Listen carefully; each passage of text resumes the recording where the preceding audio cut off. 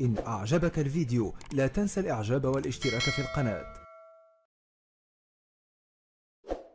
السلام عليكم. خبر عاجل: تأجيل مسلسل المؤسس عثمان الحلقة 168، وتفاصيل صادمة حول أسباب منع عرض هذه الحلقة من قيامة عثمان.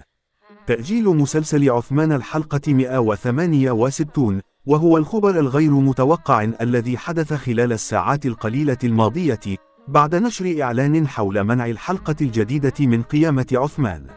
والجدير بالذكر أن العديد من الجماهير العربية والأجنبية تنتظر عرض الحلقة الجديدة كل نهاية أسبوع كما هو معروف، بعد توافرها سواء على موقع النور أو قناة ATV التركية، والتي نشرت إعلان حلقة مسلسل المؤسس عثمان الحلقة 168 مع وضع تنويه بالفيديو الخاص بهم عبر منصة تويتر يبين بأن المسلسل التاريخي الحالي هو الأشهر في تركيا، وبالإضافة إلى العديد من البلدان العربية، حيث يزداد البحث عنه من يوم الأربعاء، وهو الموعد المقرر لنقل الحلقة به.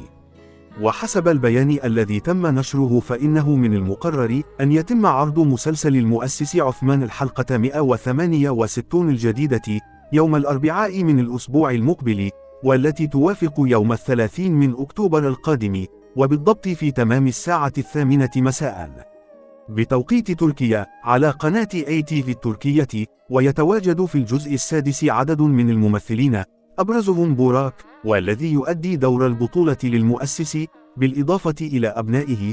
ويعد المسلسل الحالي هو استكمال لباقي السلسلة التي بدأها أرطغرل وسعيه في تأسيس دولة عثمانية كبرى بعد جمع شمل القبائل المختلفة.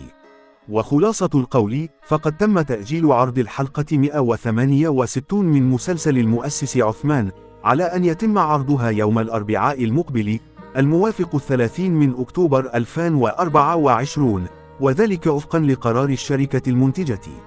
نشكركم على طيب المتابعة، وأضرب لكم موعدا في حلقة مقبلة إن شاء الله.